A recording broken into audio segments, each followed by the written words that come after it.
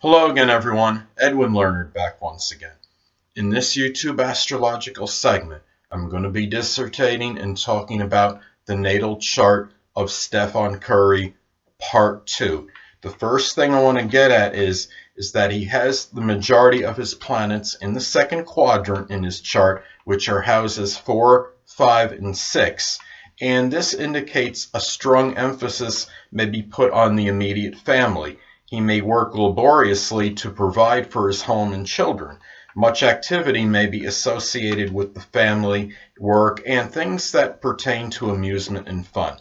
Now, he also has the stellium in Capricorn in his sixth house. Now, with Uranus, which is freedom, originality, Saturn, which is responsibility, Neptune, which is about dreams and imagination, and Mars, which is connected with aggression and action, is in a stellium. These energies may be strongly integrated and gone about in a very ambitious, orthodox, serious, and responsible Capricorn manner, and may express this energy strongly in service, work, and health, which is the sixth house. They are intercepted, but by progression they are likely out, so that energy can still be expressed at least fairly strongly, I believe.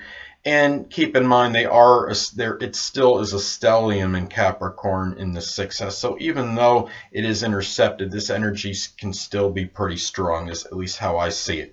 Now, having the 6th and 12th house intercepted, well, with Capricorn intercepted in the 6th house, there may have been some difficulty, or even still to some degree, in expressing the discipline and seriousness in work-related matters.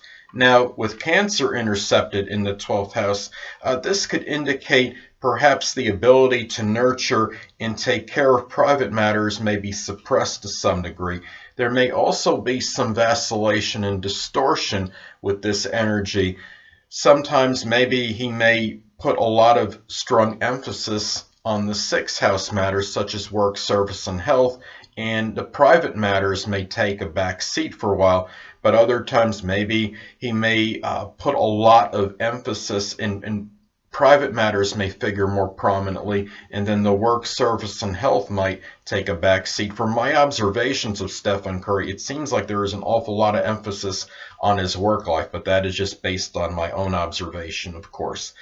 Now, what's also interesting in Stephen Curry's chart is that he has the Sun in Pisces as a singleton. Now, this could indicate an emphasis on standing out and maybe being a little unorthodox anyway, but in this case being a very exceptional NBA player. Now, he does this, I believe, through Pisces idealism and being recognized by others in many countries, and I think that could be indicated by the fact that the Sun in Pisces is posited in his 9th house. Now, here's an interesting thing Stephen Curry has in his chart. He has a Yod configuration involving Uranus, Mercury, and the Ascendant, and this consists of a sextile and 2 inconjuncts. Now, the apex or focal point of the Yod is his Leo Ascendant. Now, this is the action point. Now, the ideal is to incorporate the energy of the sextile, which is Mercury sextile Uranus. Uranus also conjunct Saturn, but I'll get to that momentarily. Now, the ideal is to incorporate that energy of that sextile into the Leo rising energy. Mercury sextile Uranus can indicate a unique, progressive, and ingenious thinking. I believe he strongly expresses that through his attention-getting and flamboyant Leo rising. Now, Saturn is also part of the configuration as it conjuncts Uranus and it sextiles Mercury. Now, Mercury sextile Saturn could indicate good, disciplined, organized thinking, and I believe this is also expressed through his dynamic Leo ascendant. Now, by incorporating the energies of these sextiles into his ascendant, which is the apex point of this, the action point of the Yod configuration, he could be capable of prodigious and monumental achievement because of this. As long he could attain this, as long as he is able to work through the exasperation and tension of the inconjuncts to his ascendant. And the inconjuncts, of course, being Uranus and Mercury to the ascendant, and also Saturn inconjuncts the ascendant as well, because as I stated before, Saturn does conjunct Uranus in this configuration. Now, what's also interesting is that he has a fixed T-square involving his ascendant, his moon, and Jupiter. Well, I should say his ascendant moon in Venus, well, and Jupiter does conjunct Venus, and I'll get to that as well momentarily. Now, fixed T-squares can often indicate many obstructions and hurdles, much consternation, frustration, and exasperation, and a person may have more than their fair share of trials and tribulations to have to go through. On the positive side, it can really show a lot of fortitude and valor, and this could lead to very strong, prodigious achievement if the person can work through the conflicts that exist through the fixed T-square. It could give inordinate willpower, persistence, perseverance, and on the negative side, though, the person may be overly intransigent and unwavering. Now, the opposition between his ascendant and moon could suggest the possible difficulty in the expression, perhaps, of emotions and feelings through the outer demeanor. What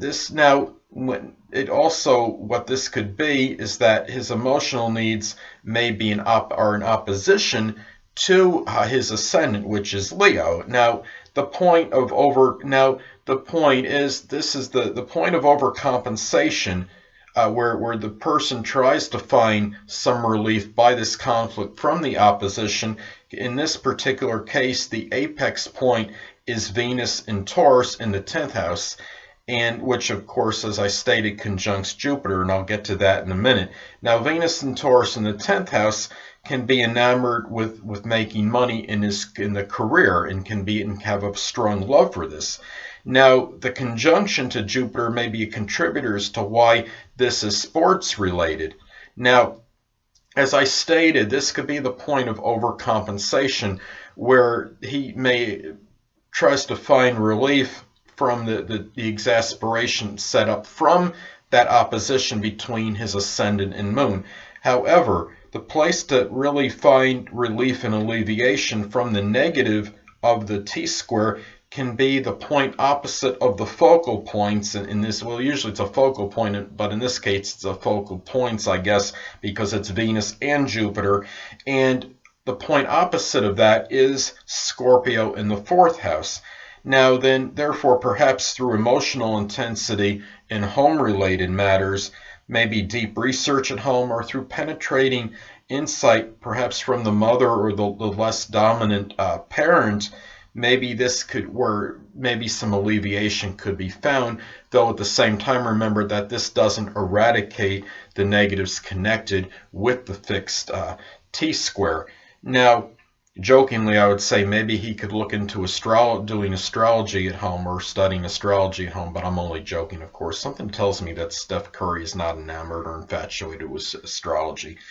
Now, last but not least, I want to get to another point in his natal chart, which is his bull chart. That's the pattern in his chart. Now, in a bull pattern, in a natal horoscope, well, this can indicate somebody that may be very self-contained and not allow extraneous influences to deter him from accomplishing his task and attaining his purposes. It could show a lot of single-minded focus, persistence, and tenacity. And really, what's important to look at are the rim points in this pattern. Now, in this case, the rim points, which are opposite each other, are Venus and Taurus in the 10th house, and Pluto and Scorpio in the 4th house. And these points can figure prominently in the strong concentration of power in this bull pattern. So Venus and Taurus in the 10th is, of course, okay, that's about love of money, perhaps generating money, having good financial acumen in your career, and could often be very strongly fixated on this in the career. And Pluto in the 4th house could be about making sure this person has the control and power in their home-related matters. So, those are basically the two main points to look at in this bowl pattern for Steph Curry, because they are the rim points, and that could be play very prominently in that bowl energy with that concentration of power. Anyway, people, that'll conclude this YouTube astrological segment for the natal chart of Stephen Curry, part 2.